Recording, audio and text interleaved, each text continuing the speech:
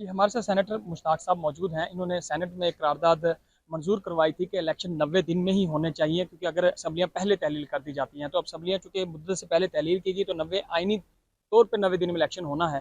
لیکن election commission نے حلقہ بندیوں کا اعلان کر دیا ہے کل اور کہا ہے کہ 90 دن میں الیکشن نہیں ہو سکتے.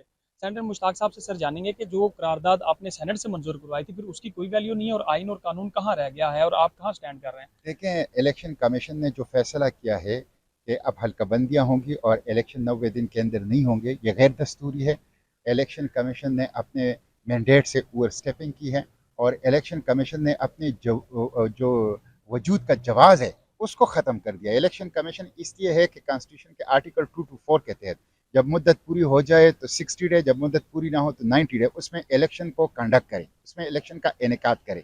جب آپ اس میں نہیں کر سکتے اپنی دستوری ذمہ داری تو پھر الیکشن کمیشن کو تالے لگا دینے چاہیے، اس کو بند کر دینا چاہیے.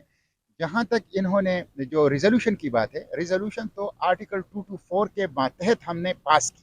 ہاؤس آف دا فیڈریشن، جہاں چاروں صوبوں کی یکساں نمائندگی ہے، انہوں نے متفقہ طور پر پاس کی کہ، اور اس میں الیکشن ایکٹ کا کوئی حوالہ، اس میں سینسس کا کوئی حوالہ نہیں تھا، اس میں کانسٹیٹیوشن کے آرٹیکل 224 کا حوالہ ہے جس کے مطابق اب 90 ڈیز میں الیکشن ہونی چاہیے.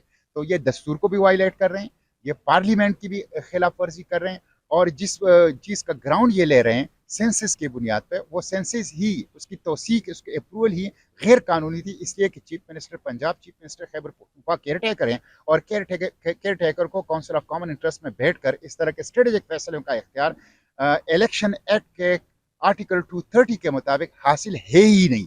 تو یہ ایک فراڈ ہے. اس سے جمہوریت ڈیریل ہوگا، اس سے پاکستان کے اندر بشری حقوق اور انسانی آزادی اور جمہوری آزادیاں کمپرومائز ہوں گی، اور اس سے پاکستان جو ہیں وہ ایک تاریکی کی طرف دھکیلا گیا. سر ایک چھوٹا سا سوال، یہ جو جمہوریت پہ شب و خون مارنے کا کہا جا رہا ہے، یہی سیاستدان پچھلی جو حکومت تھی مشترکہ مفادات کونسل میں، انہوں نے منظوری دی، پیپلز پارٹی، نون لیگ، ساری جماعتوں نے. کیا یہ پلان نہیں تھا؟ خود انہوں نے جمہوریت کا خیال نہیں کیا؟ یہ بالکل پلان تھا.